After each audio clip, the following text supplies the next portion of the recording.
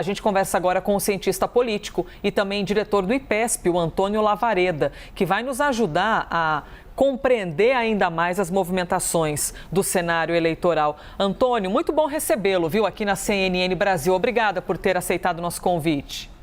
É um prazer estar conversando com vocês, Elisa e Nicole. E Kenzo também. Isso, temos Kenzo Matida também aqui na tela. É o trio que está cheio de perguntas para fazer-te.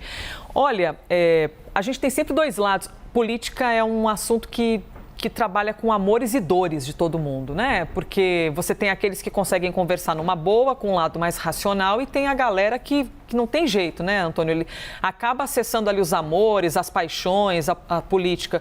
E a gente tem visto já uns acontecimentos bem sensíveis de agressões, de você jogar qualquer que seja o objeto em cima de pré-candidatos e tudo mais.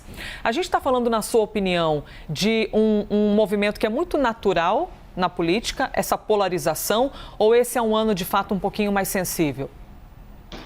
Olha só, nós tivemos outras eleições bipolarizadas como essa. Bipolarizadas, para traduzir aí para o nosso espectador, é quando as eleições, basicamente, as escolhas dos eleitores se concentram em dois candidatos, embora haja outros competindo naturalmente. Então, nós tivemos eleições assim anteriormente. Eleição de 1994 e a eleição de 2006. Em 2006, os dois candidatos mais competitivos eram, então, à época, Lula e Geraldo Alckmin. Eles concentraram 91% dos votos, só eles. Então, nós já tivemos eleições polarizadas assim.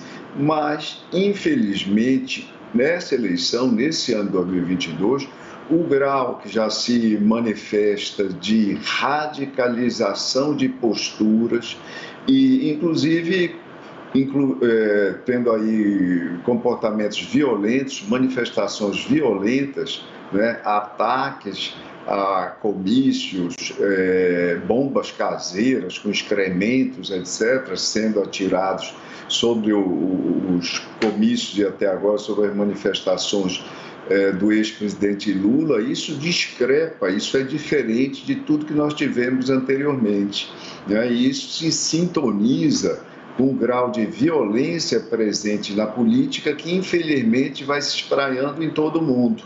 Vocês estavam comentando ainda há pouco o assassinato do ex-premier ABX. Você vê o seguinte, como as redes sociais disseminam comportamentos que, no caso concreto do ex-premier, o comportamento até alheio àquele país. Nos últimos 50 anos, o Japão nunca teve sinais de violência política e, de repente, alguém, provavelmente um psicopata mais empolgado, ou seja, influenciado através de redes sociais, da comunicação em geral, por uma cultura progressivamente, né, de acenos à violência política, comete um desatino desse. É muito importante que a Justiça Eleitoral, a sociedade, os meios de comunicação estejam muito alertas esse ano, coibindo, criticando, né, para tentar isolar essas práticas radicais do nosso processo eleitoral desse ano.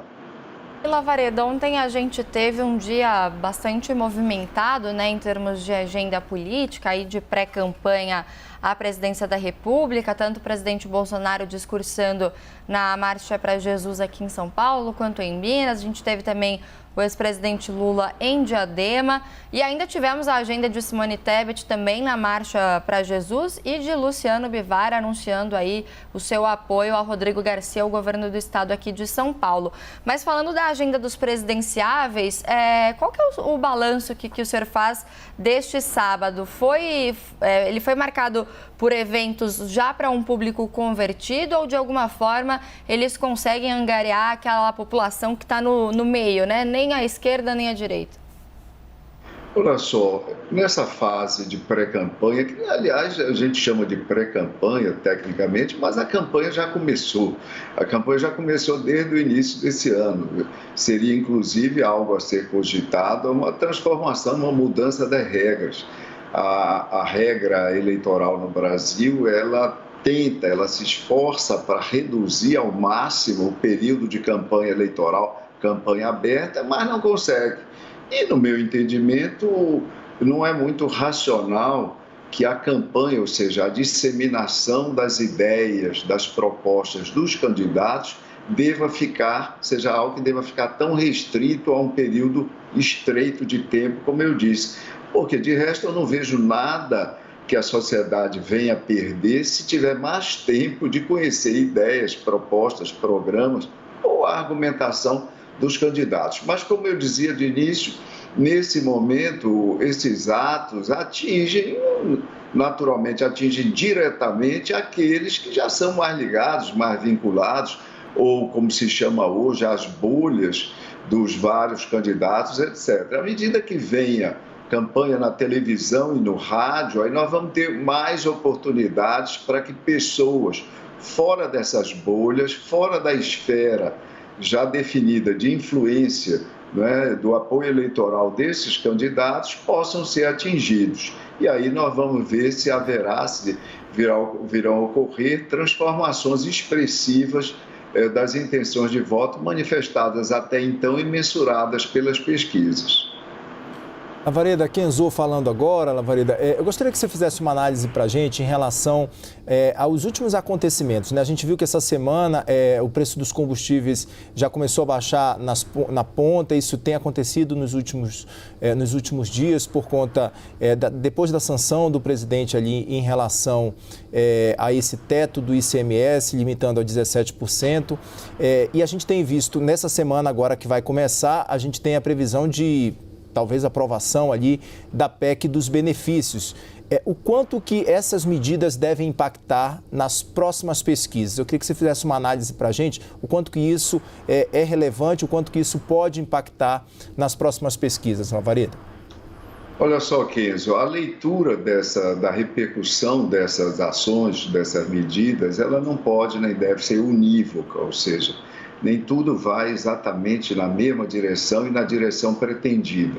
Nós já sabemos que, do ponto de vista do governo e do candidato à reeleição, o presidente Bolsonaro, elas têm como objetivo bem explícito, e em nenhum momento isso foi tentativamente ocultado ou mascarado sob qualquer outro significado, elas têm o objetivo explícito de produzir resultados eleitorais que venham a ser favoráveis ao presidente, que em todas as pesquisas está consolidado na segunda posição, mas é na segunda posição. Em algumas pesquisas por uma distância maior, em outras por uma distância menor, mas sempre numa segunda colocação. E nas projeções de segundo turno, sempre perdendo, hipoteticamente, se a eleição fosse travada hoje, no momento de realização das pesquisas, perdendo para o ex-presidente Lula. Pois bem, e qual é o impacto possível da redução dos combustíveis, por exemplo, com a adoção do teto para o estabelecimento, para a cobrança do ICMS dos estados? É óbvio que isso vai ter uma repercussão positiva, mas não se imagina hoje que a inflação vai baixar expressivamente nos próximos 60 dias. Eu quero dizer, a inflação anualizada. O índice geral de preços, ele pode até cair, pode até se tornar negativo, é uma expectativa aí por volta de agosto, mas a inflação anualizada não vai estar recuando tanto ao ponto de ter um impacto semelhante, Kenzo, ao que a adoção, a circulação do real obteve ali em julho e agosto de 1994. Eu estou falando de uma eleição onde houve alteração na correlação de forças entre o segundo colocado da época, que era Fernando Henrique Cardoso, e o primeiro colocado, e que deixou de ser, que é o então candidato Luiz Inácio Lula da Silva, que no futuro iria ser presidente. Então, naquela eleição, houve uma alteração, houve uma mudança do primeiro para o segundo lugar. Mas a chegada do real, da moeda e da circulação provocou uma mudança significativa, uma mudança em patamar bastante elevado das expectativas da população com relação ao futuro da inflação no Brasil. Isso não parece que possa ocorrer agora, não na mesma medida. De outro lado, a elevação em R$200 do Auxílio Brasil, ela alcança um segmento da sociedade que tem um tamanho. Por exemplo, ela alcança aqueles eleitores que ganham até um salário mínimo de renda mensal. Qual é o tamanho desse segmento? Segundo as medições de institutos como o IPESP e como outros, isso corresponde a 21% da população, Kenzo, e da população, 21% dos eleitores. Então, se houver um impacto muito grande, de 10% desses votos, etc., nós estamos falando de 2 para cá e 2 para lá, ou seja, 4% do total do eleitorado brasileiro poderia, né, endossar aí, ou se aliar ao Bolsonaro e ao seu contingente de apoio. Isso é um número importante, significativo, mas não altera a sorte da eleição. Então, sintetizando, essas medidas provavelmente vão ter impacto, mas agora, provavelmente não será um impacto decisivo. O governo vai ter que recorrer, o presidente vai ter que recorrer a outros argumentos durante sua campanha eleitoral, como, aliás, está fazendo essa temática de valores, a qual ele se dedicou nesse último evento público, também ele vai se dedicar a ela e a outros, e tentando mobilizar outros fatores para tentar alterar substancialmente o seu destino eleitoral, penso. Professor, queria lhe ouvir também a respeito da legitimidade das pesquisas, porque em tempos de internet, né, cada vez mais as pessoas divulgando aquilo que querem e muitas vezes fake news e tudo mais, aqueles discursos de, mas essa pesquisa não é legítima, mas pesquisa não representa a realidade, mas pesquisa... Eu gostaria de lhe ouvir a respeito disso e do tamanho da seriedade que envolvem esses levantamentos, né? Porque o que tem de fake news por aí para deslegitimar os trabalhos das pesquisas é impressionante. Olha, isso é uma questão relevante que você coloca. Há um trabalho sistemático de tentar minar a credibilidade das pesquisas, é verdade. O que exige que os institutos de pesquisa e que também os meios de comunicação que as divulgam se esforcem o máximo possível e emprestem transparência, às respectivas metodologias e expliquem, as características dessas pesquisas, como são realizadas, como seus relatórios são elaborados. Desculpe Sim. até interrompê-lo, mas legitimando o que o senhor está dizendo, é por isso que todas as vezes que a gente divulga uma pesquisa, a gente fala, a pesquisa foi feita com tantas pessoas, a margem de erro é de tanto, foi nos dias tal, foi registrado, está aqui o número do registro, né? Por isso que a imprensa tem de fazer isso, para que as pessoas também, se quiserem, possam pesquisar sobre a pesquisa. Exatamente. E lembrar que todas as pesquisas são registradas na Justiça Eleitoral, então as pessoas podem ter acesso ao questionário completo, a todas as questões que foram formuladas, porque às vezes nem todos os resultados são divulgados, mas as pessoas podem ter acesso ao questionário na página da Justiça Eleitoral. Mas eu queria dizer o seguinte, nessa época de fake news, há um capítulo especial dedicado às pesquisas, fake news sobre pesquisas. Não são as únicas fake news, mas são uma categoria interessante, uma categoria importante e que merece esse esforço por parte da imprensa e dos institutos, como eu dizia. Por que algumas pessoas acreditam com mais facilidade nessas fake news?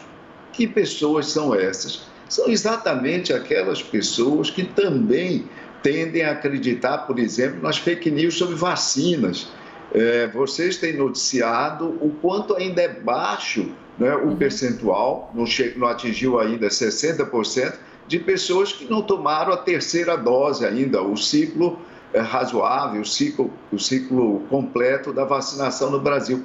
É esse mesmo contingente, ou seja, pessoas que embarcam no discurso, na retórica anti-ciência e que, por exemplo, não acreditam na eficácia, na eficiência da vacinação contra a Covid. Infelizmente, é um discurso anti-iluminista, um discurso contra a ciência e contra a cientificidade dos métodos, não é? Do encaminhamento da vida contemporânea. Vocês imaginem o quanto as marcas e os produtos que todos utilizamos, seja no vestuário, seja nos meios de transporte, seja nos meios de comunicação, são baseados em pesquisas de marketing por amostragem, que é a mesma base científica, não é? Teoria das probabilidades e depois o desenvolvimento das amostras, ou seja, da capacidade de poucos elementos representarem um conjunto, um universo, né, de população no sentido estatístico, significando o conjunto de elementos investigados. Pois bem, infelizmente, o discurso anti-ciência prospera e no momento eleitoral atinge quem? Atinge o quê? Atinge as pesquisas eleitorais, que são o alvo, né, o alvo específico desse momento, dessa fase que o país atravessa, que é o momento das eleições. E aí os eleitores e os entusiasmados com aqueles candidatos que aparecem perdendo, né, que não aparecem triunfando no momento nas pesquisas eleitorais, são os primeiros a tentar desqualificá-las.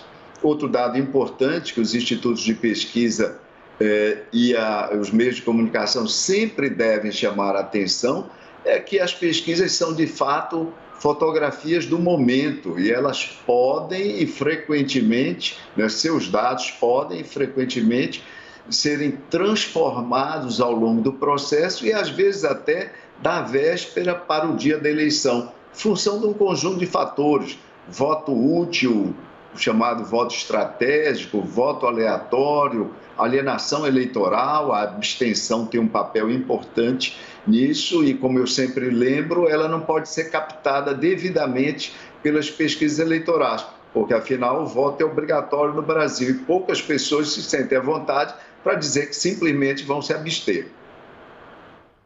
Professor Lavareda, o senhor analisou há pouco o discurso do presidente Jair Bolsonaro, né, a respeito das questões ideológicas que ele abordou aí durante o discurso. E ontem também em Diadema, o ex-presidente Lula falou bastante sobre a questão econômica, inclusive fazendo algumas críticas aos empresários, ao teto de gastos. Como que o senhor avalia esse discurso do ex-presidente nesse momento, analisando aí como um todo a campanha dele, o rumo, né, que a campanha está tomando?